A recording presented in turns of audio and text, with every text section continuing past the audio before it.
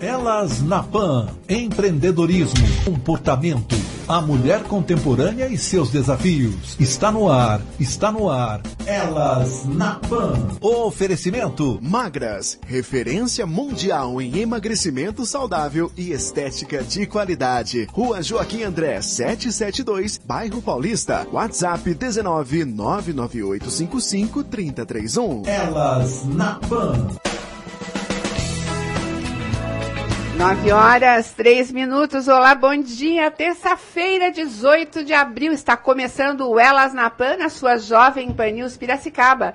Eu sou Cris Sanches e você fica comigo até às 10 da manhã neste que é o bate-papo do rádio mais aguardado da semana.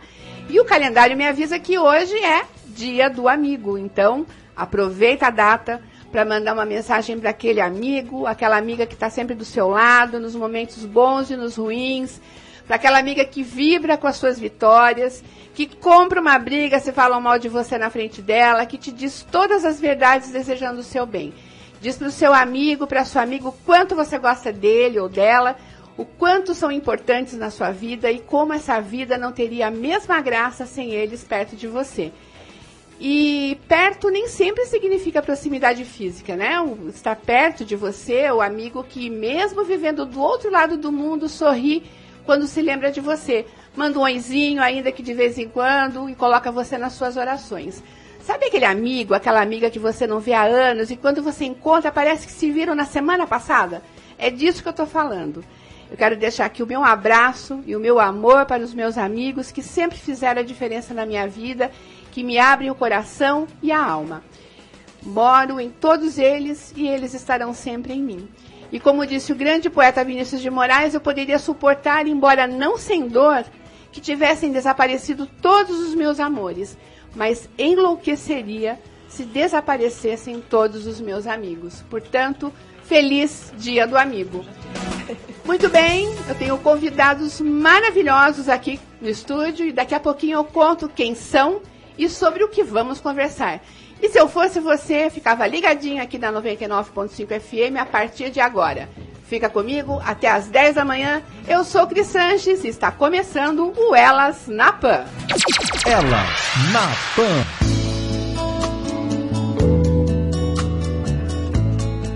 Eu fiz questão de começar esse programa com esse tema tão lindo que é a amizade, especialmente porque os primeiros laços de amizade surgem onde? Na escola. No espaço sagrado da escola. E a escola tem ocupado o centro das discussões e das preocupações da sociedade brasileira e, pasmem, até das autoridades. Uma série de ataques, tentativas de invasão e mortes nos últimos tempos está deixando um rastro de desespero, incertezas e insegurança. Quem imaginaria que enviar filhos à escola geraria tanto medo e até mesmo pânico? Como foi que chegamos até aqui? O que podemos fazer? O que devemos esperar? Foi para essa discussão que eu convidei para o Elas na Pan um timaço, gente. Está aqui comigo a psicóloga Cristiane Zulini, a professora, engenheira civil e mantenedora do Colégio Atlântico Rosângela Camolese, a pedagoga e professora Sidneia Garcia, e o dirigente de ensino, o professor Fábio Negreiro. Sejam muito bem-vindos. Eu estou muito feliz. Deus tem sido muito bom comigo, porque eu tenho conseguido que a agenda das pessoas que eu quero trazer no programa se conversem, né? Então, muito obrigada pela presença de vocês. E eu quero já, né? Não, porque o programa é curto, gente, 1 hora só é muito pouco.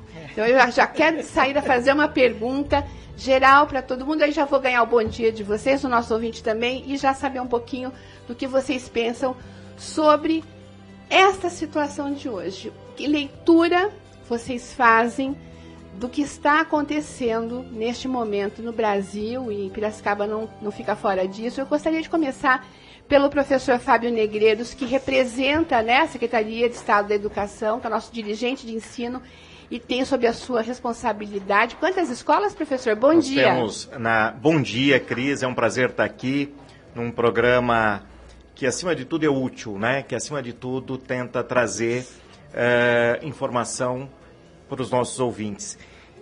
Vejam, nós temos na regional 68 escolas, mais de 30 mil alunos sob a nossa responsabilidade e realmente são momentos que nos preocupam. Nós vivemos um pós-pandemia que, eu confesso, adoeceu a todos nós. Não são só os alunos, não são só os pais, não são só os educadores, a sociedade está triste e está doente. Eu vi muito isso da área da psicologia, que mais importante do que, às vezes, apenas a saúde mental, que a gente se preocupa, a tristeza, ela está imperando. Então, já aproveitando e fazendo um gancho com a sua primeira pergunta, eu acho que a tristeza de 2 anos de pandemia, de estarmos isolados, de estarmos privando as nossas crianças do convívio com outras crianças, com outros jovens, com outros adolescentes, todos trancados nos seus quartos, achando que estavam seguros, eu acho que esse foi o grande problema, e o resultado está aí, no que nós estamos vivendo hoje, numa explosão de todo esse sentimento que ficou reprimido durante esse período. A pandemia teria sido um gatilho, na sua visão, então, né, professor? Com certeza. E não exatamente a pandemia, o isolamento. Eu acho que ele foi o gatilho. Porque o isolamento pode vir de vários motivos, no nosso caso foi a pandemia, ou neste momento histórico foi a pandemia, mas o isolamento, para o ser humano, é um gatilho para sérios problemas. Não sou especialista, mas eu convivo com isso todo dia, estou percebendo isso acontecendo. Ele vinha acontecendo, só que agora, realmente, parece que a sociedade está expondo isso de uma forma muito mais séria e muito mais agressiva. Essa é a forma. Bom dia, professora Rosângela Camolese, minha amiga querida. Obrigada por estar aqui. Bom dia, Cris. Bom dia, Crisoline, Sidneia e Fábio. É uma alegria muito grande a gente estar podendo falar aqui com vocês. Eu queria dar um bom dia especial a todos os ouvintes e dizer da grata satisfação de a gente estar aqui. Infelizmente, falando um tema muito difícil nesse momento. Eu concordo com o professor Fábio.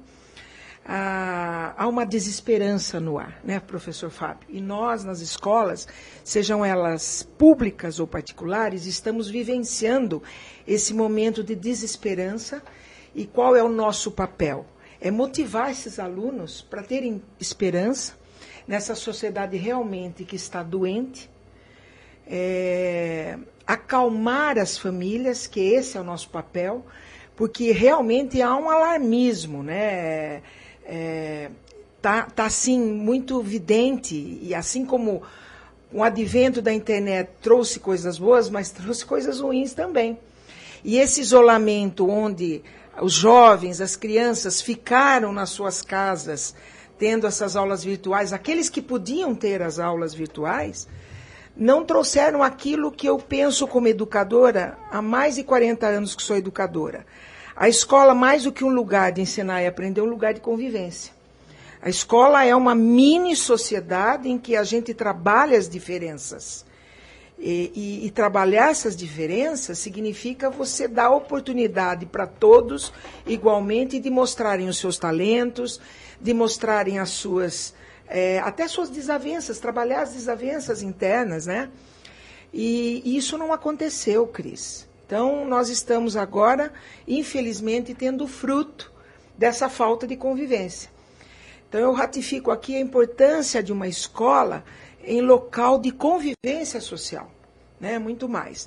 Por isso, eu penso que as escolas, e isso vai de encontro, que a gente sempre pede aos governantes, que se modifique esse modelo educacional para que se tenha mais projetos, que traga mais as famílias para dentro da escola, mais projetos culturais. Você sabe que eu acredito muito na cultura como uma veia transformadora na sociedade, mais festivais, mais esporte, enfim, para que esse aluno procure dentro da sua alma aquilo que mais te satisfaz. Por isso a importância também, aí Cris pode falar muito bem, Crisoline, do psicólogo nesse momento. Não é um momento muito fácil mesmo, Cris, mas nós estamos aí unidos para que a gente possa ter mais e mais soluções nesse momento desafiador da sociedade. Obrigada, Rô. Vamos continuar essa conversa. Eu queria dar o bom dia aqui à professora Sidneia, que hoje faz aniversário. Meus parabéns. Eu quero dizer aqui que a Sidneia foi professora da minha filha Alice, de sobrinhos. É uma das maiores e melhores professoras que eu já conheci, uma profissional brilhante. Verdade. Muito obrigada. Se existe alguém que nasceu para o que faz, eu acredito que você seja uma dessas pessoas. Você nasceu para ensinar, para a educação. Cris. Eu fico muito feliz de ter você aqui, muito honrada com a sua presença. E eu também, Cris. Agradeço muito, linda, o seu convite, viu? Agradeço muito. É uma honra, né? Quero parabenizar também o seu programa. Obrigada. Que traz assuntos muito relevantes e que precisam ser compartilhados, sim. Obrigada. Né? Aproveito para cumprimentar também aqui todos os meus colegas, né? E dizer, Cris, que enquanto professora, eu... Quantos anos de pedagogia? De aula, sala de aula? 33 anos. 33 é uma anos. jornada. Eu digo que é o meu oxigênio, né? Cris, enquanto professora, eu trago a sala de aula, o âmbito da sala de aula, né? E eu acredito que um professor, ele deve ir além. Um professor educador é aquele que chega, atinge o coração dos alunos com a escuta sensível, com uma escuta fundamental, imprescindível. É preciso escutar os nossos alunos, né? Promovendo, fomentando, estimulando a amorosidade, a solidariedade, né? Isso precisa ser discutido em sala de aula.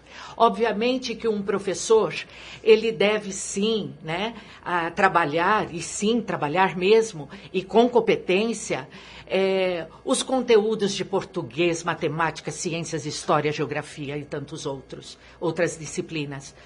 Mas também resgatar a questão dos valores e princípios que estão sendo tão esquecidos na nossa sociedade, em geral. Resgatar esses valores e princípios que estão esquecidos, e o pior que eu vou dizer agora, Cris, desconsiderados, né? Desconsiderados totalmente. Então, um professor em sala de aula, ele deve aproveitar as situações do cotidiano escolar para trabalhar, para desenvolver atividades e práticas educativas que evidenciem, que a criança possa vivenciar, né, momentos onde a amorosidade, onde a solidariedade se instala. Seja um passarinho que caiu no pátio. Por que ele caiu? Onde ele estava? Como ele se encontra agora?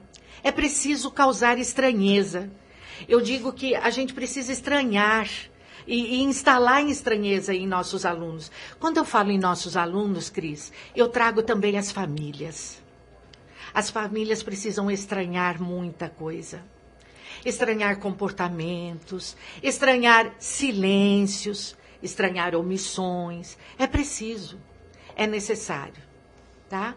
E caso seja possível, eu trouxe aqui alguns exemplos. Com certeza, nós vamos continuar. Estratégias. Nós vamos continuar essa conversa assim, e é bem isso mesmo. Esse enxergar, né? Enxergar dentro da sua casa. Depois eu gostaria de falar um pouco sobre o papel da família. Acho que a família tem um papel fundamental. A Cris está aqui balançando a cabeça. Agora o seu boi, você é a mais, aparentemente, a mais jovem aqui, Cris, por isso que eu deixei você para o final. Conta pra gente, Cris, você é uma profissional da saúde mental. Durante a pandemia a gente conversou muito e você já falava para mim, Cris, quando isso acabar, muitas sequelas vão aparecer, isso não vai ser fácil levar adiante. Queria que você falasse um pouquinho sobre o que você tem encontrado em consultório, como você vê o papel hoje do psicólogo dentro do ambiente escolar. Depois a gente vai falar aí, né? As autoridades estão falando de trazer profissionais da psicologia para dentro da escola, finalmente, né? Com mais, ainda não o suficiente, mas pelo menos é mais do que existe. Fala um pouquinho do teu ponto de vista. Como é que a gente chegou até aqui, Cris? Bom dia. Bom dia, Cris. Bom dia da Jovem Pan. Bom dia, meus colegas de bancada aqui hoje. Muito bom estar aqui sempre. Cris, como eu já dizia lá atrás, na pandemia, naquilo que a gente estava vivendo aqui, nós, né, estávamos vivendo naquele momento. O professor, como ele colocou muito bem, eu vejo que a coisa já vem antes disso. Eu percebo que a pandemia foi a gota final de um balde que vem enchendo das emoções, desse mundo das emoções, da saúde mental há muitos anos. Não foi só a pandemia, é antes da... E na pandemia explodiu. Foi o gatilho, né? Foi. Então, vinha vindo. Não é algo que fala assim, foi a pandemia que causou. Não. A saúde mental nunca foi olhada, nunca foi observada a importância dela. Então, agora tivemos a pandemia, foi uma fatalidade. Depois da pandemia está muito pior. Meus pacientes estão muito pior. O que está vindo é muito pior. Porque potencializou tudo. O que era uma simples ansiedade, agora é um pânico. Então, assim, ao meu ver, a saúde mental nunca foi levada a sério. Infelizmente. Porque é dela, não é por causa da psicologia. Porque o ser humano é corpo e mente, espírito. A gente tem que tratar os 3 elementos para se ter uma saúde como um todo, entendeu? A gente percebe, e eu queria dividir isso com vocês, uma dificuldade absurda das pessoas gerenciarem as suas próprias emoções. Recentemente circulou na internet, foi na semana passada, um indivíduo num trânsito aqui em Piracicaba que foi para cima de um carro com uma ferramenta ele queria que a pessoa saísse de dentro do carro para agredir. Ela saiu na televisão, tudo porque alguém que estava no trânsito filmou.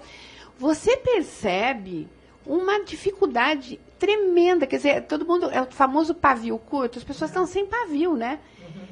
Eu tenho um pouco de medo hoje de algumas reações na rua, no comércio, na vida de uma forma geral. Você nunca sabe o que vai partir do outro, né?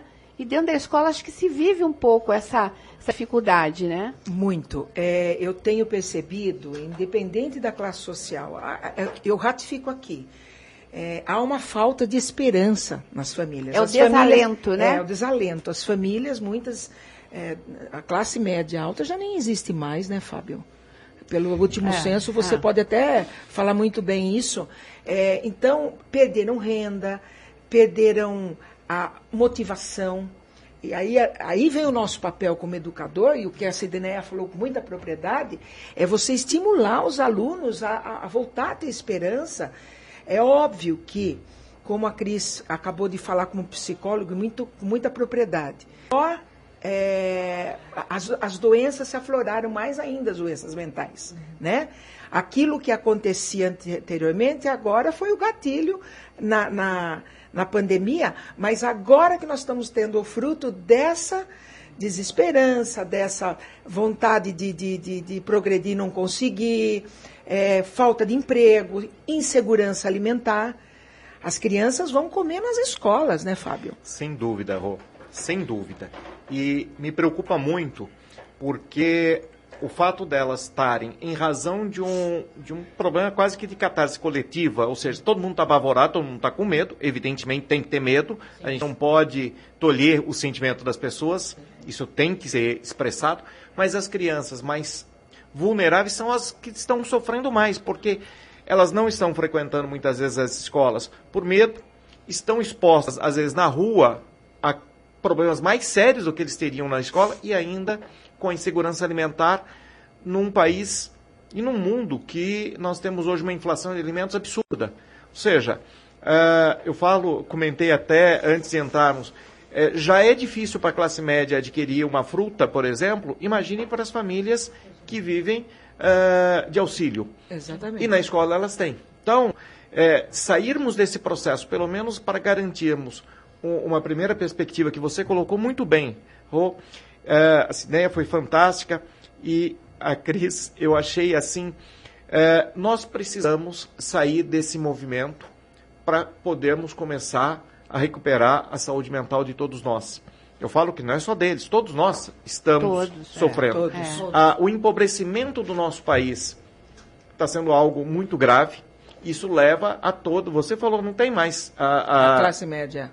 E nem a classe alta, porque quem achava que estava bem, infelizmente, nesta crise, está empobrecendo. Exatamente. Famílias riquíssimas perderam, e vocês sabem muito bem, perderam tudo isso, leva a um sentimento de desalento. Então, só completando, é uma preocupação o trabalho presencial da saúde mental nas unidades escolares e não podemos ter preconceito contra isso. Nós temos que ter em mente muito claramente a necessidade desse trabalho que tentou se fazer virtual, óbvio, no momento em que só o virtual podia ser feito.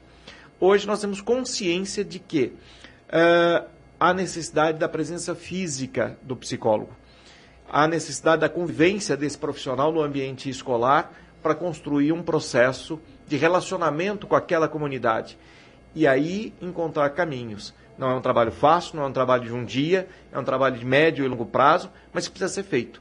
E é interessante, e a Rosângela sabe muito bem o quanto isso foi difícil, a nossa legislação não permitia investir dinheiro na área de saúde com os recursos da educação. Então a gente ficava numa situação difícil. Nós sabíamos que precisava, agora mas pode, não podíamos. Professor. Agora pode. Agora pode, mas não podia. Demorou muito.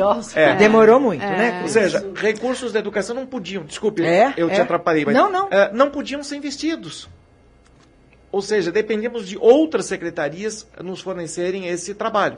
E hoje podemos. Então, é uma mudança fundamental que o país decidiu fazer. A Cris quer falar aqui, eu queria só, até Cris, você pode aproveitar, se for o caso, do que eu vou dizer. Eu vejo que a intervenção, que a necessidade, né, de se trazer profissionais da saúde mental para a escola, acho fundamental, mas acho que isso é absolutamente 100% necessário, mas é trabalho de pronto-socorro, de emergência. Paralelamente a isso, nós precisamos resolver o que vai ser, porque nos Estados Unidos, a gente sabe que é uma tradição, infelizmente, é uma tradição que eles têm lá. Tem uns malucos que entram dentro da sala de aula, especialmente em escola ou em lugares coletivos, onde tem, né, público, e faz esse tipo de ação. Uhum. E engraçado que isso acabou sendo importado. Foi importado. Eu quero saber como é que isso chegou aqui, né? E eles não vivem... Hoje eles vivem uma crise, mas é a potência mundial, né? Quer dizer, a miséria, ela é um componente fundamental nisso. E quem é que não perde o equilíbrio diante de uma conta bancária no vermelho, da impossibilidade de comprar comida para a família? A gente sabe disso e desestabiliza. Mas acho que para além da questão da segurança, da saúde mental, nós vamos ter que repensar a pedagogia, os valores, e tornar a escola como realmente um catalisador aí de coisas boas para formar cidadãos de fato mais felizes, né? E dar esse suporte para a família. Sim. Cris, desculpa, olha, eu fazendo discurso aqui, mas é um pouco a minha visão como cidadã, como mãe, como jornalista, né? Nós temos que ir além disso, né? E está na hora da sociedade se mobilizar para realmente cobrar que seja feito de fato, né? Que a escola tenha o seu devido valor, os professores tenham o seu devido valor, os psicólogos, enfim, uma sociedade com um pouco mais de esperança, né, Rô? Exatamente. Cris? Olha, só para acrescentar, que a Cris falou que nós vivemos com medo, né? Essa coisa do trânsito, assim, existe hoje uma sociedade com medo. E uma sociedade com muito pavio curto. Uhum. Não, ela não está ali porque ela quer ser assim, nervosa, irritada, agredir. Vem vindo de um acumulado. Mas assim, eu estou acumulando, mas eu vou lá e tenho o direito de pegar uma chave e bater na cabeça de outra pessoa. Isso é o correto? Nós vamos para onde? Entendeu? Está ficando muito grave. Sim. Aí, essa situação de medo coletivo, além do que está acontecendo nas escolas, nós temos uma sociedade com medo e angustiada. Aí vai complicando o cenário, entendeu? E vem vindo, só que tá muito alto, gente. Eu acho que nós chegamos num limite. Pode piorar, tá? Mas eu não gostaria mesmo que piorasse. Sim, sim. Então, quando o professor falou de psicólogo na escola, gente, para mim era um sonho que eu esperava há mais de 20 anos, que eu sou formada há mais de 22 anos já, muito mais. Porque o psicólogo levou todo. Entendeu? Uma criança tem o núcleo família, núcleo da escola, os amiguinhos, ela tem o todo e nunca foi dado importância. Então é uma luta que os psicólogos vêm há muitos anos, para que o governo veja que com saúde mental de criança, professores, que é fundamental, vão ficar mais equilibrados, a coisa vai ser mais saudável. Não é milagre, gente. É uma coisinha, uma sementinha pequena que começamos a plantar, mas o resultado não vai ser rápido. Mas eu estou muito feliz com essa notícia. Antes da pandemia, minha filha fazia ETEC, aliás, maravilhosa ETEC, Fernando Febeliano da Costa, e lá e eles tinham já um trabalho, professor, né, de atenção com a saúde mental, como se esboçava, né, isso. houve até um caso lá, enfim. Ela teve contato com muita gente, muitos jovens em processo de depressão, isso antes da pandemia, né? Você imagina como isso pode ter se agravado, né, depois de tudo que eles passaram. E eu estou aqui cortando vocês, querendo me expressar aqui como cidadão, mas eu estou aqui só para mediar. Mas, Cris, eu estava conversando com o professor Fábio Sidneia, antes da Cris chegar, sobre o modelo brasileiro de educação para o trabalho. Fala-se tanto de modelo X, Y, Z. Nós temos aí o modelo do Senai, as ETECs. Você sabe que eu fiz a campanha aí, né, há tempos atrás, e visitei muitos espaços no estado de São Paulo. E um que me chamou muito a atenção, que faz um trabalho há mais de 40 anos, foi o trabalho lá do padre Rosalvino em Itaquera, lá da missão salesiana. Eles formaram mais de 400 mil jovens em 40 anos. No contraturno escolar, eles tinham lá o alimento, eles iam para a escola de manhã e depois à tarde já com os laboratórios para o trabalho. Saíam de lá sorveteiros, padeiros, mecânicos, enfim, vários já para o trabalho. E no último ano já tinha o trabalho ali, já junto com as empresas. Será que esse não é o modelo ideal, Fábio, Sidneia? Vocês que, né? Porque esse jovem que está numa casa pequena, que mal tem iluminação em casa, ele tem o computador, os governantes pensam em novas tecnologias dentro da sala de aula, uniforme bonito, mas depois ele chega em casa, ele tem um choque de realidade, que mal tem comida no lar, brigas homéricas entre pai e mãe, porque gera, como a Cris aqui, a psicóloga falou, porque há um conflito familiar muito grande, né? Essa desesperança. Será que já não está na hora de a gente ver um modelo brasileiro em que está muito tarde, inclusive, para voltar na época antiga, da década de 70, Fábio? Fala aí você. Sabe, Rô, eu não tenho dúvida, tá? Nós já tentamos vários modelos, várias tentativas diferentes para trazer a educação para o trabalho, e a solução passa também por aí, porque esse jovem que tem a oportunidade de ficar muitas vezes o dia todo na escola, e nós temos aqui essa oportunidade. A ampla maioria das nossas escolas são de tempo integral. Se ele puder sair de lá, ficar o dia todo na escola e sair com um curso técnico que garanta a ele a oportunidade de um trabalho que exista na região, também não adianta eu formar um jovem para um trabalho que não existe nesta região. Exatamente. Então, nós não vamos, a ideia, é óbvio, não é competir com o Senai, com a ETEC, elas têm os nichos em que elas são extremamente competentes, mas o mercado de trabalho é bastante amplo. Então, este é o grande objetivo que nós temos, o grande desafio que nós temos como educadores, pelo menos na rede estadual, que é trazer educação técnica de qualidade, tão boa quanto as ETECs e quanto o Senai ou o Instituto Federal, que nós não podemos nos esquecer, nós temos também. Isso. Abrangendo nichos de trabalho, como nós tínhamos na década de 70, eu lembrei até da Escola Melo Moraes, que formava técnicos em contabilidade, numa época que o técnico era mais do que suficiente. Naquela época não precisava de nível superior, mas ainda assim, hoje eu preciso dos técnicos, nem todos precisam de nível superior no escritório de contabilidade. Correto. E há trabalho, nunca mudou. A necessidade de contadores nunca mudou. Portanto, eu estaria fornecendo a formação necessária para um jovem conseguir um emprego e tudo dar certo. Tá bom? Nós vamos para um breakzinho agora. Daqui a pouquinho a gente volta com mais conversa aqui com esse timaço de educadores e da psicóloga Cris. Elas na Pan.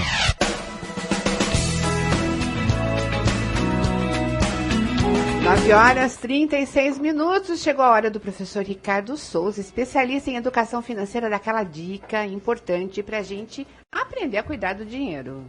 Cuidando do bolso, com Ricardo Souza. Olá, meu amigo e minha amiga ouvinte da Jovem Pan News. O tema que mais ouvimos falar ou tem sido bastante discutido é do arcabouço fiscal, que é justamente um cuidado ou uma demonstração de preocupação do governo com as despesas para que não possa incorrer em mais dívidas. Ora, se o governo está se preocupando com as despesas, nós também deveríamos refletir sobre isso na nossa vida e no nosso negócio. Ora, sempre que eu penso em despesa e eu penso no Brasil e penso em dívida, eu relembro que o crédito ou a tomada de empréstimo tem ficado cada vez mais fácil. Hoje em dia, você vai a um mercado e já tem alguém ali vendendo ou pelo menos fazendo o cadastro de um cartão de crédito. Você tem um banco digital ou você faz cadastro em um banco e já tem um limite pré-aprovado, um crédito pré-aprovado para você ou para sua empresa. E essa facilidade de tomada de crédito, sem justamente uma questão de educação ou de conscientização de como utilizar esse crédito, esse empréstimo, tem gerado consequências perigosas e consequências ruins para o brasileiro e para a brasileira. Olha, eu preciso sempre observar que todo crédito que eu tomar, eu vou precisar pagar. Seja isso numa pessoa física, seja para nós, ou seja para os nossos negócios. Eu não posso tomar ou lidar com os empréstimos como se fosse algo de pouca importância ou algo que eu não vou precisar pagar um dia. Eu preciso que ele seja de forma consciente. E aqui vão algumas orientações quando eu estiver tomando um crédito. A primeira coisa é eu vou avaliar se eu tenho a necessidade ou se isso realmente vai fazer bem para o meu negócio. Eu preciso retirar alguns pressupostos, alguns pré-conceitos que tenho a respeito de empréstimo. Alguns pensam que o empréstimo é apenas para quem está quebrado, que vai... E não.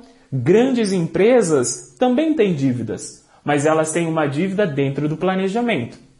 Outros pensam que podem emprestar a qualquer momento. Também não. É necessário que a gente faça de um modo racional e consciente para a gente não afetar a continuidade do nosso negócio. Então esse já é o primeiro ponto. O segundo ponto é que eu preciso ver se a parcela que eu vou pagar cabe no meu orçamento. Porque do mesmo jeito que foi essa primeira dica, se vai fazer bem para mim, se vai ajudar o meu negócio, eu preciso ver se cabe dentro da minha situação financeira. E isso vale para a pessoa física como para o negócio. Porque às vezes algumas parcelas de dívida, alguns compromissos com dívidas podem acabar afetando o caixa, afetando o mês, afetando o que a gente teria de saldo para a gente honrar as outras coisas, os outros compromissos. Então é muito importante que eu veja se isso vai realmente fazer bem, se vai ajudar no crescimento, se eu consigo pagar, se cabe dentro daquilo que são as minhas despesas para o meu mês. E um terceiro aspecto, eu não ficar dependente da dívida para o meu negócio. Se o meu negócio ele só gira em função de dívida, eu preciso fazer algumas reflexões sobre ele. Porque o meu negócio ele precisa girar em função daquilo que é o fim dele, daquilo que é a finalidade, daquilo que ele foi criado para fazer. Um serviço para prestar, um produto para vender. E eu preciso bem entender que a dívida ela é um instrumento e não justamente a muleta que ampara o meu negócio.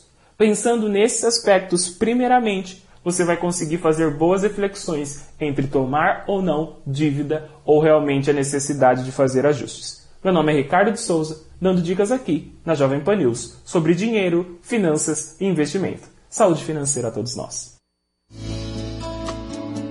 Para conhecer mais o trabalho do professor Ricardo de Souza, esse querido, você pode segui-lo no Instagram por meio do perfil @rsouzaadm. Elas na Pan. Estamos de volta aqui com o bate-papo. Hoje eu estou recebendo aqui no estúdio o professor Fábio Negreiros, nosso dirigente de ensino, Rosângela Camolese, mantenedora do Colégio Atlântico, educadora, engenheira civil, professora e pedagoga Sidneia Garcia e a psicóloga Crisoline. A gente está conversando aqui sobre todo esse cenário tenebroso de violência nas escolas, o que a gente pode fazer, né, para contribuir ou para se esclarecer e para melhorar essa situação. Eu queria lançar aqui para os meus convidados um tema muito recorrente, quando a gente, infelizmente, acompanha aí relatos de jovens que cometeram aí crimes nas escolas, que matam professor e matam colegas. Muitos relatam a questão do bullying. Eu ouço muita gente da minha geração, gente mais velha, dizendo assim, isso é mimimi.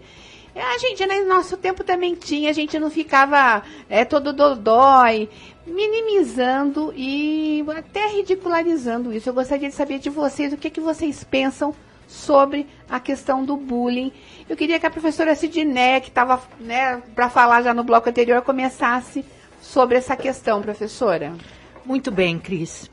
Enquanto professores, nós não podemos nos omitir, nós não podemos fazer de conta que não vimos, que não ouvimos, né?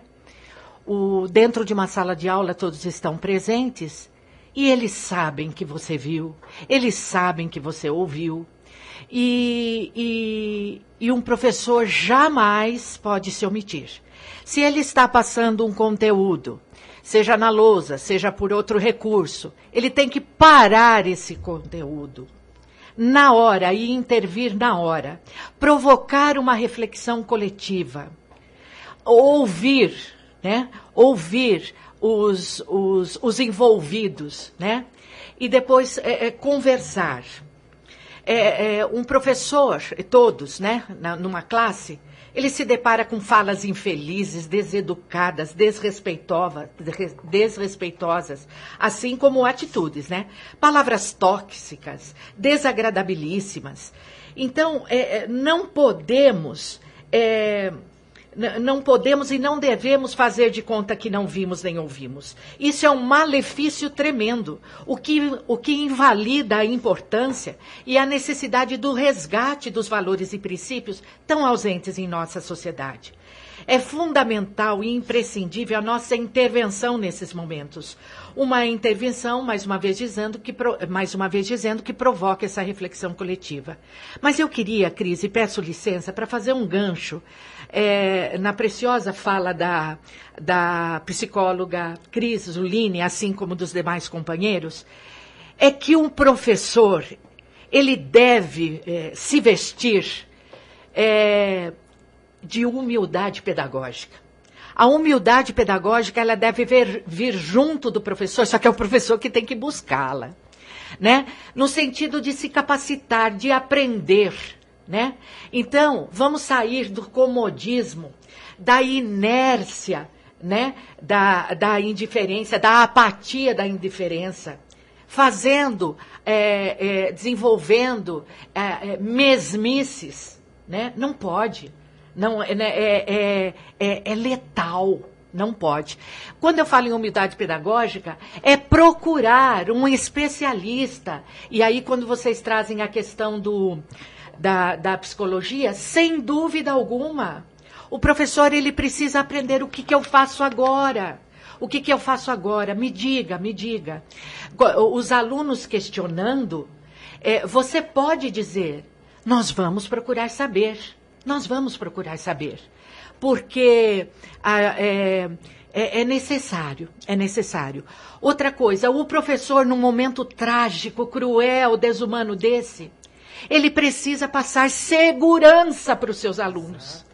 Ele precisa passar segurança.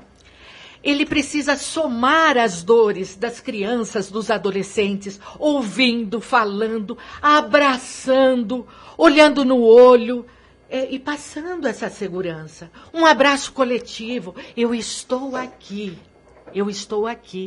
Estamos todos desesperados. Mas é preciso o professor passar essa segurança para o aluno, né? E esse professor precisa ser abraçado também, né? Também, sem dúvida ele nenhuma. Tá lá na ponta, não, né? perfeito. Por isso eu digo de ouvir, né?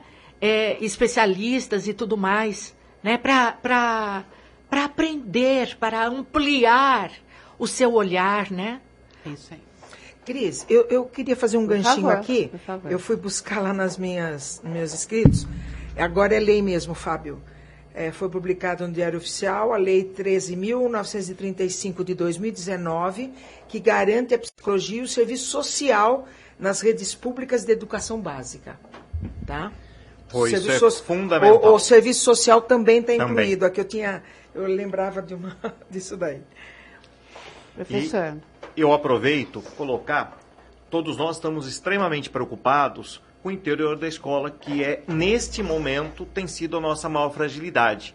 Nesta série de ataques que nós temos visto no nosso país, tem sido o maior problema. Entretanto, nós não podemos descuidar do lado externo, Porque como aconteceu em Santa Catarina, em Blumenau, o ataque veio de fora. O ataque não era numa creche, não era um aluno da escola. Então nós também temos que nos preocupar, e num momento como esse, com o trabalho de médio e longo prazo que nós todos estamos colocando aqui, mas a ação preventiva para evitar que as pessoas que, por qualquer razão que seja, queiram prejudicar as outras, tenham acesso ou oportunidade para isso.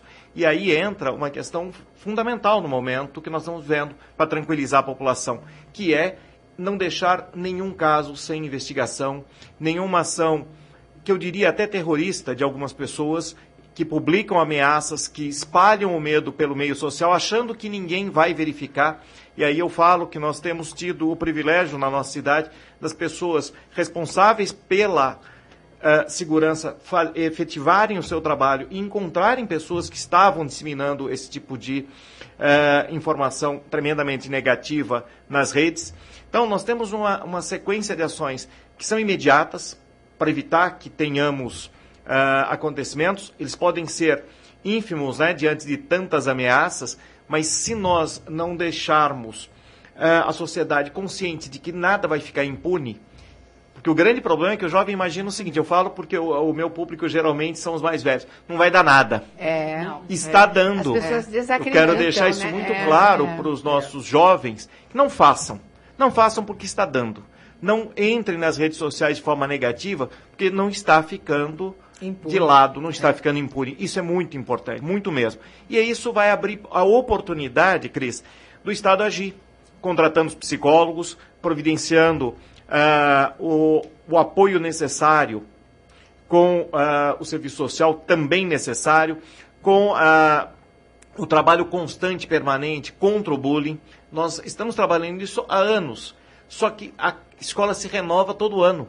Todo ano uma turma sai e todo ano uma turma começa. Então nós não podemos parar, isso tem que ser algo permanente. Então, de uma maneira geral, nós temos as ações de curto prazo, que é garantir a segurança, isso está sendo feito, com um empenho que eu diria ímpar.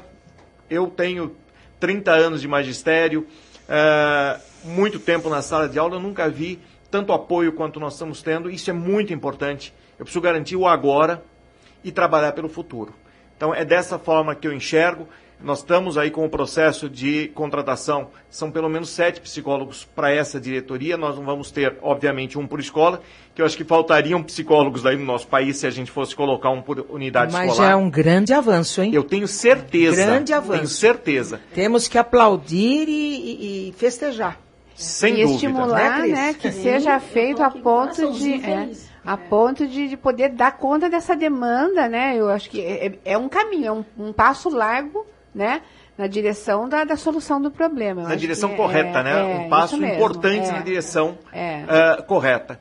E, óbvio, precisamos trabalhar e trabalhar muito para trazer de volta as nossas crianças para o ambiente escolar, onde com certeza eles estarão muito mais seguros do que trancados num quarto, abertos à janela da intolerância e muitas vezes até mesmo de aliciadores que os querem levar para o mau caminho.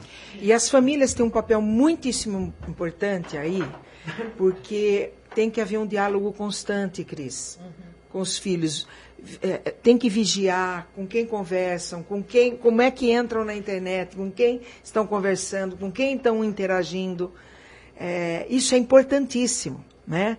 Muitas vezes, a gente sabe que pai e mãe trabalham, muitas vezes ficam ausentes da casa, mas tem que ter vigilância, né? Sim. Tem que o tempo todo vigiar.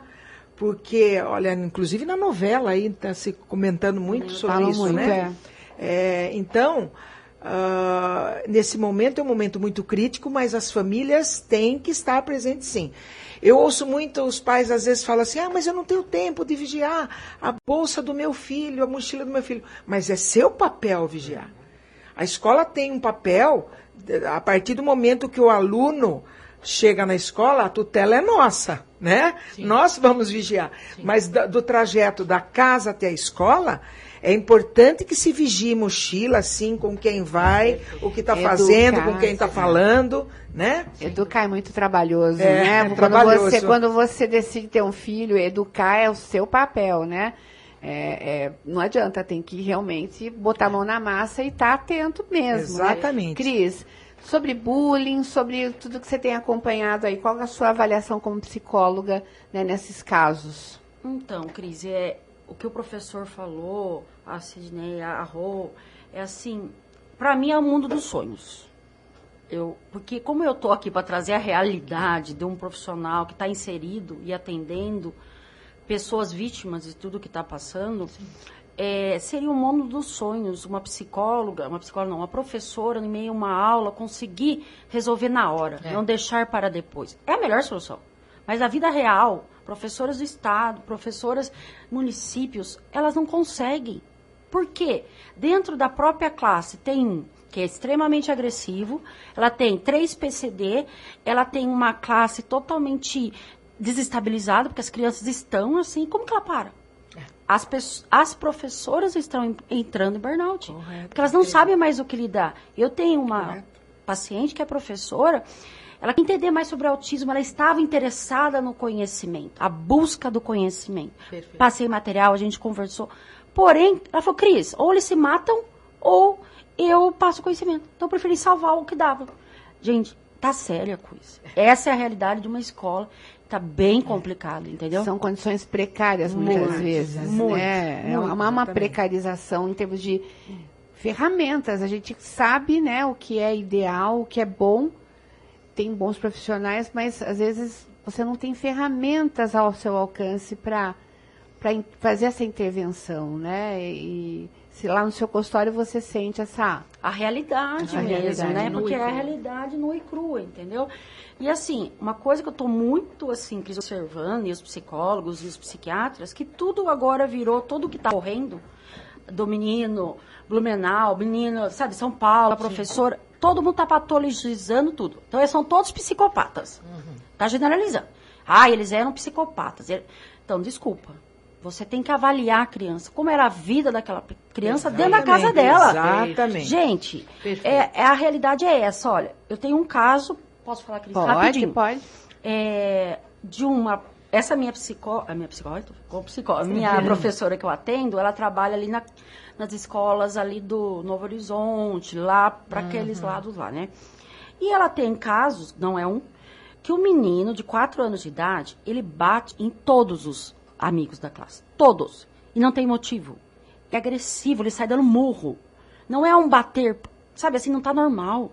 E aí ela, preocupada com isso, ela tem trazido para mim para terapia. Sim.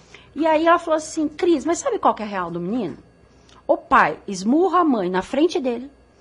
Padrasto, não, o pai não tem, né? Foi embora, deixou. Padrasto esmurra ele, esmurra a mãe. E outro dia ele pegou uma linha, era uma linha, a gente não sabia se era com cerol, se não tinha o quilo. Ele foi amarrando o menino com aquela linha. Ele chegou na escola todo cortado, gente. E eu não tô aqui falando besteira, tô falando realidade. Realidade. Sim. Acredito. Então, assim, tá complicado. A situação tá complicada. É uma realidade muito triste, árida, né? Muito triste. Difícil mesmo. E o bullying, Cris, piora tudo isso. Porque às vezes a pessoa engoliu por anos. Anos, né? É o que aquele menino de 13 anos que assassinou a professora em São Paulo falou. O padrasto espancava a mãe. Ele sofria bullying na escola, era chamado de rato de esgoto. Quer dizer, aquilo vai né? Aquilo vai é uma bomba prestes a explodir, sim, né? E se você não tem acolhimento, não tem quem escute, não tem alguém olhando para isso, uma hora isso pode explodir. A forma dele explodir não é justificando, mas acho que pode ser, né, evitado. Vamos pro break, Bruno? Elas na Pan. 9h59, está acabando, gente, está acabando essa conversa super produtiva e importante que a gente está tendo aqui no estúdio sobre a questão da violência na escola. Eu quero agradecer imensamente, vou pedir que cada um se despeça aqui. Professor Fábio Negreiros, obrigada Eu que agradeço a oportunidade e principalmente a possibilidade de tranquilizar um pouco a nossa população. Vamos acreditar Agradeço. nisso. Obrigada, professor. Professora Sidneia, muito obrigada, viu? E parabéns. Obrigada mais uma vez, obrigada. Sou eu quem agradeço também a oportunidade. Um beijo, Cris. Roca Molese, que alegria receber você aqui. Cris, obrigada pela oportunidade. Pode chamar outras vezes, né? Sempre, Meus colegas de bancada. sempre. É uma turma aqui que nós tricotamos. Muito bom. Uma delícia. Obrigada pela oportunidade. Obrigada, Cris. A Cris é nossa colaboradora, tem o quadro aqui, Cuca Legal. Hoje não teve quadro, porque ela está aqui, né, Cris? Hoje ela conseguiu um horário na agenda e está aqui com a gente. Gente, muito obrigada aos ouvintes. Eu quero deixar aqui uma frase, eu vou fechar com o Vinícius de Moraes hoje também, falando do amigo, viu? Pra gente fechar com chave de ouro. De um amigo ninguém se livra fácil. A amizade, além de contagiosa, é totalmente incurável. Eu quero mandar um beijo pro pessoal da Clínica Magras, que está fazendo 1 ano aqui em Piracicaba. Meninas, um beijo para vocês. A Magras, que é a maior rede de emagrecimento saudável da América Latina. Beijão para todo mundo. Eu vou aí hoje, hein? Vou aí dar um beijo em vocês. Quero agradecer ao pessoal da SL Grameira e Floricultura que mandou. Vocês vão ganhar flores da SL, a Luzia, o Severino mandaram. Quero mandar um beijo para eles são incríveis. E é isso, gente. O programa Elas na Pan fica por aqui.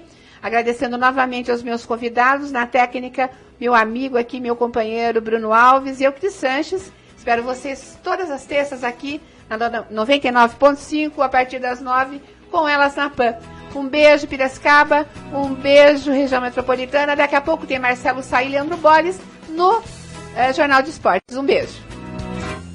Você ouviu Elas na Pan. Oferecimento Magras, referência mundial em emagrecimento saudável e estética de qualidade. Rua Joaquim André, 772, Bairro Paulista. WhatsApp 19 99855 3031.